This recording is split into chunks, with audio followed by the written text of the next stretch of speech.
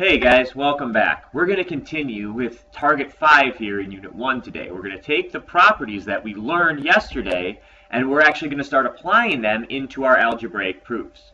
So the first question we have to ask ourselves though is, what is an algebraic proof? Excuse me. Well, we have to look at the word proof to kind of understand that a little bit better. One place that we hear the word proof or prove used a lot is in the legal sense, or when police and detectives are out looking, trying to solve crimes, right? And one popular show is Law and Order, and my wife and I like to watch that show. And what do the detectives do in that show? Well, there's a crime that occurs, and then the detectives go out and they look for evidence, they interview people, and they come up with a suspect, someone who they think committed the crime. Then they have to find evidence. They have to find proof that their suspect actually is guilty. And as they're looking for these clues and these different things, the proof does one of two things. Either the proof shows that their suspect is guilty, proves that they're true, or the proof will show that their suspect is innocent, meaning that their guess was false. And then they have to go back and find somebody. And somehow, magically, by the end of the hour, everything's wrapped up and they found their suspect. Nice and neat. Well, we're really going to apply the word proof in the same way.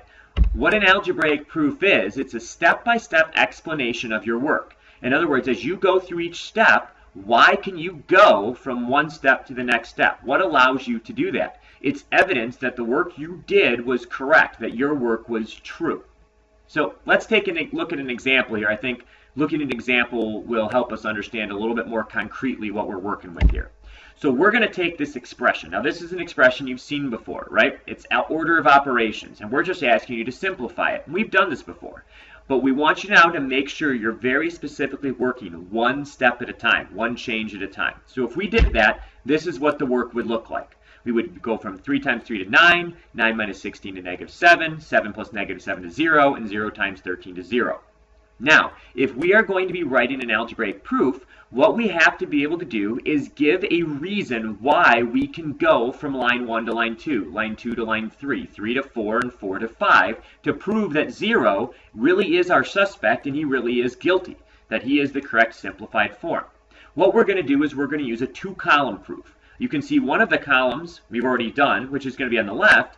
The second column is going to be our reasons, our evidence, and we're going to use our properties for that. The 10 properties we learned, we're going to be applying in our algebraic proofs here. So the first reason that we have for this expression is it was given to you, by me in this case, or by your teacher, or by whoever, the book, maybe a worksheet. But when we start, most algebraic proofs will begin with the reason given. Now, how did we go? Why can we go from 3 times 3 to 9? Why can I make that change from line 1 to line 2?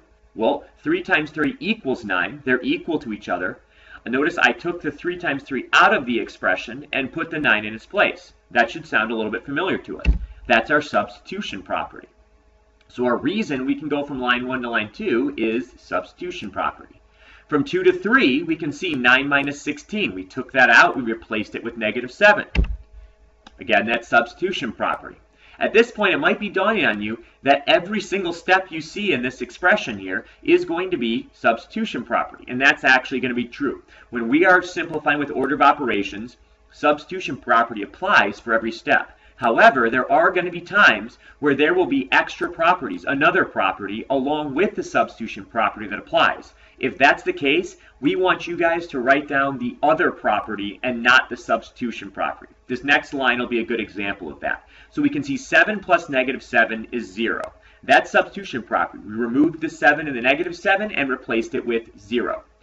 But it's also our additive inverse property. Add opposites, we get 0. Same deal with our next line. It is substitution property to get 0. It's also our multiplicative property of 0. You can see that knowing and understanding our properties, or at least being able to recognize them in our simplification here, is going to be pretty important into writing our proofs.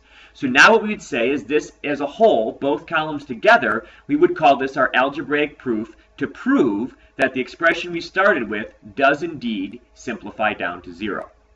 Let's take a look at a few more examples here. Now you can see in this example, we've already done the work on the left. Left column is already done for you. You just have to fill in the reasons on the right. Well, what did we say our first reason was always going to be? That expression was given to you, right? So let's look at what changed from line 1 to line 2. Well, the change was 5 times 0 became 0. Well, That's substitution, yes, but it's also our multiplicative property of 0. Then we have 7 plus 0 becomes 7. That's our change from line 2 to line 3. What property is that? That's our additive identity property. Adding 0 to a number gives you that number. Then we have 7 minus 6. Now, as we go through our 10 properties, there's no property other than substitution that tells us 7 minus 6 can equal 1. Then our last step here, 11 times 1 gives us 11. That is substitution, but 11 times a number, 1 times a number equaling that number is our multiplicative identity property. Okay, let's take a look at one more here, a little bit more complicated. We got some exponents, we got some fractions. Sit back, take a deep breath, it'll be fine. I know we don't like fractions, but we got to be able to work with them here. So, what changed? 5 squared to 25. Oh, I'm sorry, I'm getting ahead of myself. What's our first step? Given. Then, 5 squared to 25 is our substitution property. 25 minus 20, again, we go through our 10 properties. The only one that works here is substitution property. When we get to our fourth reason here, from line 3 to line 4, though, 1/5 times 5 gives us a product of 1. When we get a product of 1, that's our multiplicative inverse property. Then you can see what happened is I took that expression and I flipped it. I don't like having a plus, a negative next to each other. It just kind of looks funny. I don't like that. So I flipped them around. So it was -7 plus 1. I just like the way that looks a little better. What property did I use to flip those two terms? Well, that's the commutative property of addition, to change the order of the terms in addition, right? And my last step, -7 plus 1, well, adding 1, there's no specific property for that other than our substitution property. You've probably figured out by now that substitution property is going to be the most common property used. But you got to make sure we know the other 9 properties well enough so that we can be aware of when they're being used and make sure we're not missing easy points like leaving out commutative property or multiplicative inverse property in this last proof. Now that we've done a couple together, let's have you try some more on your own.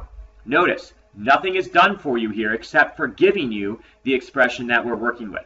So we want you to not only fill in all the steps on the left, but then also give us a reason for each step, just like we did in our previous 3 problems. So go ahead and pause the video and give these a shot on your own. Ready? Pause. Welcome back. Let's see how we did here. Let's look at our first proof. So we can see in our first proof on the left, we had 3 steps here to get us 7. The steps that correspond there, 4 times 2 becoming 8, substitution property. 9 minus 8 becoming 1, substitution property. 7 times 1 becoming 7, it is the substitution property, but it's also the multiplicative identity property, multiplying a number by 1, right? So there's our proof. That proves to us that 7 is the correct answer and that all the stuff we did is mathematically legal, right? We're not going to get arrested by the math police here. On the right here, let's take a look at our second one here. We've got 6 steps here. 2 times 3 becoming 6, that's our substitution property. 6 minus 6 becoming 0, that's actually our additive inverse property. And if you're confused by that, please make a note of that and come and ask that in class tomorrow. We can talk about that a little bit more. The next one, 2 squared becoming 4, that's our substitution property. 1/4 times 4, we're getting a product of 1, that's our multiplicative inverse, right? And then 0 plus 1, that's our additive identity, ending up with 1 again. Well, we have reached the end here. Now, again, if you got any questions on this, these proofs can be tricky. And as for some of you, it might be the very first time you've ever seen them.